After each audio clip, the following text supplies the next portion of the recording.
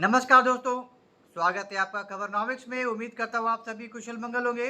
अगर आप इस चैनल पर पहली बार आ रहे हैं तो सब्सक्राइब करिए और वीडियो पसंद आए तो लाइक का बटन भी ज़रूर दबाइएगा। डोनाल्ड ट्रंप के टैरिफ्स ने ना ही सिर्फ दुनिया भर में तबाही मचाई है, इन टैरिफ्स ने अमेरिका के अंदर भी बहुत ज़्यादा भूचाल मचाया हुआ है। सिर्फ बाहर की दूसरे देशों की कंपनियां ही नहीं सफ़र कर रही हैं, वही त्राहिमाम नहीं मचा रही है, अमेरिका के अंदर जो कंपनियां हैं उन पर भी गाज गिरी है।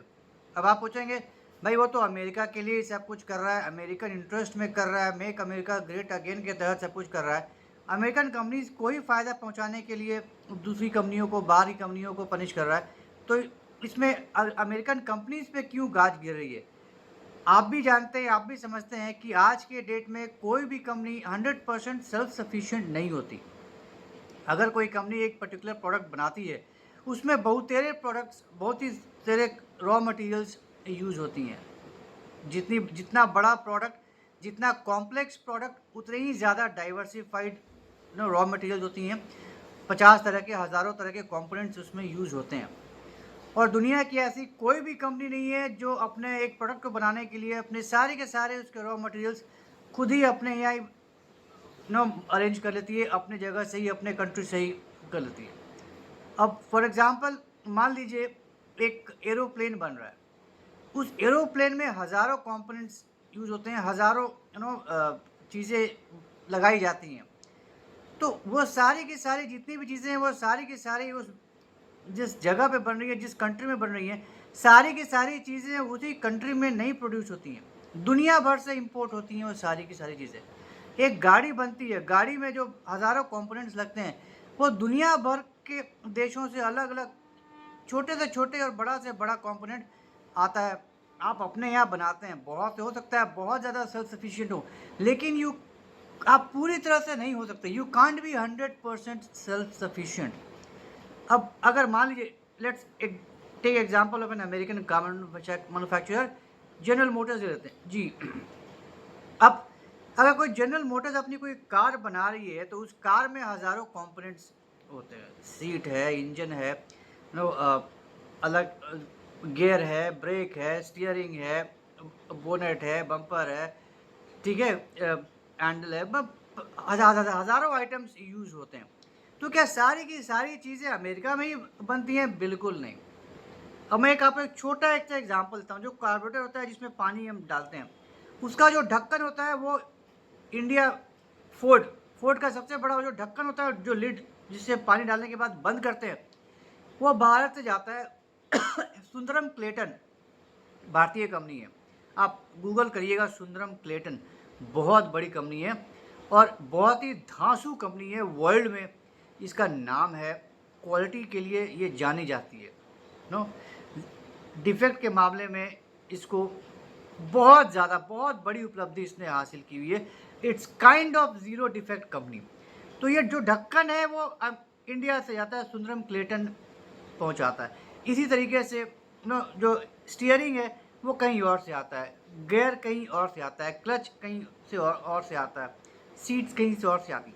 तो ये गाड़ी के अंदर कंपोनेंट्स हज़ारों लग रही हैं। वो गाड़ी बनकर जब फाइनली बनकर बाहर निकल रही है फैक्ट्री से, वो मेड इन अमेरिका कार कहलाती है। लेकिन उसके गाड़ी के अंदर जो हज़ारों कंपोनेंट्स लगे हुए हैं वो दुनिया भर से लाई गई हैं। तो अब डोनाल्ड ट्रंप ने ठोक दिया टैरिफ। अब इंडिया के ऊपर 50% का टैरिफ ठोक दिया। तो आज की डेट में जैसे अगर टैरिफ के पहले जो ढक्कन 100 रुपये का जाता था, अब वो ढक्कन 150 रुपये का जाएगा।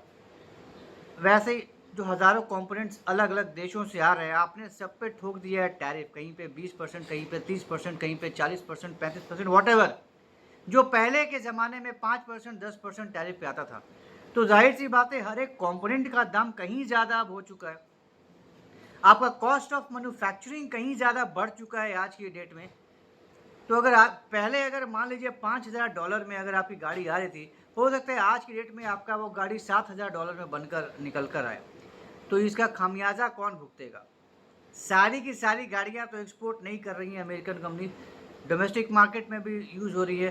तो जब आपका मैन्युफैक्चरिंग कॉस्ट ही बहुत ज़्यादा बढ़ गया है तो आप डोमेस्टिक मार्केट में भी आप कैसे सस्ता बेच सकते हैं? तो जाहिर सी बात है अमेरिकन सिटीजन्स को भी वो गाड़ियाँ महंगी मिलेंगी। एक्सपोर्ट जो होगा, जो महंगा होगा, वो तो होगा ही होगा।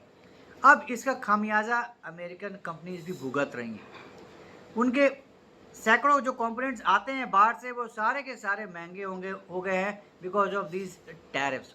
वो त्राही त्राही कर रहे हैं। अब अमेरिका के अंदर, अब ट्रम्प बोलते हैं कि तुम अमेरिका में फैक्ट्री लगाओ और अमेरिका में बनाओ।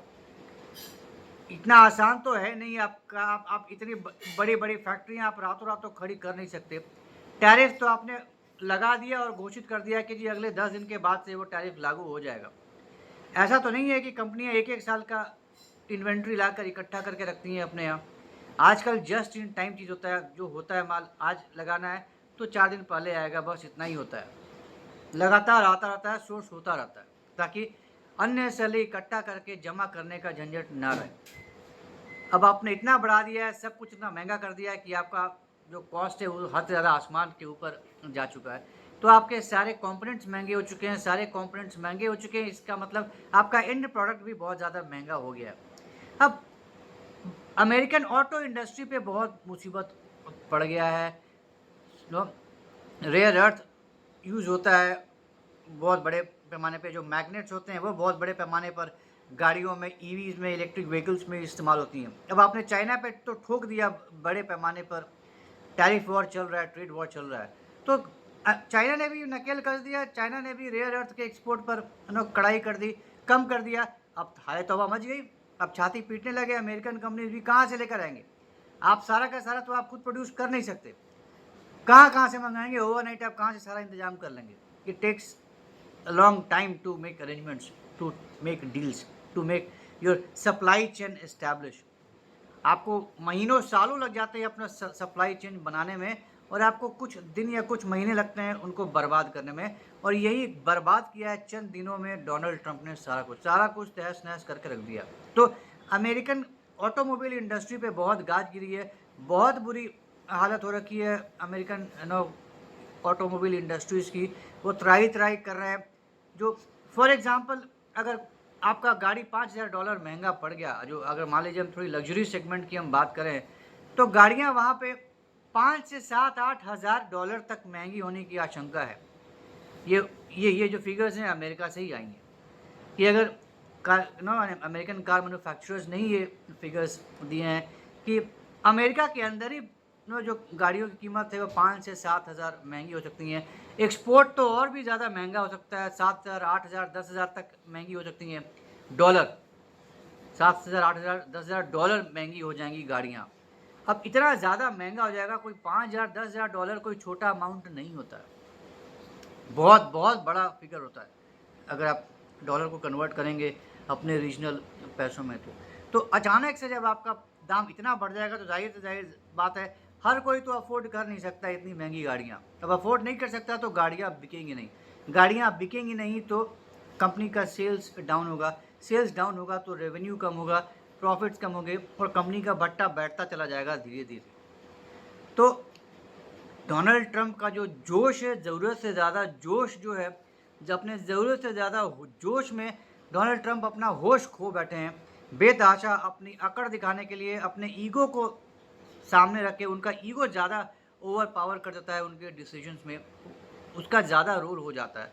तो इनकी ये जो मनमानियाँ हैं बहुत बुरी तरह प्रभावित कर रही हैं, ना ही सिर्फ दुनिया के देशों को बल्कि अमेरिकन इंडस्ट्री को भी बहुत ज़्यादा बर्बाद कर रही है। मैंने सिर्फ एक ऑटोमोबाइल इंडस्ट्री का एक एग्जांपल लिया है, ऐसा ही असर करीब करीब सारी इंडस्ट्रीज़ पे हो रहा है। अब डोनाल्ड ट्रंप ने इंडिया पे इतना ज़्यादा कर ढा रखा है। अब फार्मा इंपोर्ट पे, फार्मा इंडस्ट्री पे 100% का टैरिफ ठोक दिया है ना। जस्ट इमेजिन क्या दशा दुर्दशा होने वाली है अमेरिकन जनता की जब वो दवाइयाँ खरीदने जाएंगे, और जो दवाइयाँ वो खरीदेंगे उसकी कीमतें जब आसमान छूने लगेंगी, तो क्या होगा हालत अमेरिकन सिटीजन्स का दवाइयों के मामले में, लाइफ सेविंग ड्रग्स का। तो डोनाल्ड ट्रंप को कब अकल आएगी, कब समझ में आएगा कि जो कर रहे हैं वो अमेरिका या अमेरिकन के लिए या अमेरिकन कंपनीज के लिए लॉन्ग रन में फ़ायदेमंद नहीं है। आप अपनी ही इंडस्ट्रीज़ को बर्बाद कर रहे हैं, आप अपने लोगों का ही गला घोट रहे हैं, आप अपनी इकोनॉमी का ही गला घोट रहे हैं। आपका इकोनॉमी वैसे ही बहुत कोई लंबा चौड़ा जंप नहीं मार रहा है, 1.5% से भी नहीं बढ़ा था आपका जीडीपी। और अनुमान यही है, जैसा कि मैंने पिछली वीडियो में बताया था कि अनुमान यही है कि हो सकता है 2026 में जीडीपी ग्रोथ 0.5% से 0.75% और कम हो जाए। तो अभी आप वैसे ही 1.5% पे आप हैं, और अगर आपका आधा परसेंट घट गया तो 1%, अगर 0.25% घट गया तो 0.25% अगर आपका जीडीपी बढ़ेगा तो कहाँ जाएंगे? इस तरह से आप मेक अमेरिका ग्रेट करेंगे, इस तरह से आपका अमेरिका ग्रेट बनेगा। आप अगर समझदार हैं, आप तो खुद इतने बड़े बिजनेसमैन हैं, खुद ही बैठ के अपना लेखा जोखा बना लीजिए कि आप क्या चाहते हैं, आप क्या कर रहे हैं, और इसका अंजाम क्या होगा और इसका एंड रिजल्ट क्या होगा। मेक अमेरिका ग्रेट अगेन होगा या मेक अमेरिका पुअर अगेन होगा, वो देखने वाली बात होगी, समय बताएगा, वक्त बताएगा। तो लेट्स वेट एंड वॉच। तो ये था एक छोटा सा डिस्कशन जो ट्रम्प के टैरिफ का बुरा असर अमेरिकन ऑटोमोबाइल इंडस्ट्री पे पड़ रहा है। तो उम्मीद करता हूँ आपको ये डिस्कशन पसंद आया होगा। तो अगर ये कंटेंट पसंद आया तो हमारे इस वीडियो को लाइक करिए, शेयर करिए, और हमारे चैनल को सब्सक्राइब ज़रूर करिए, बेल आइकन भी ज़रूर दबा दीजिएगा। तो जल्दी मिलेंगे कैसे नए इंटरेस्टिंग वीडियो के साथ। तब तक के लिए जय हिंद, जय अखंड भारत, नमस्कार।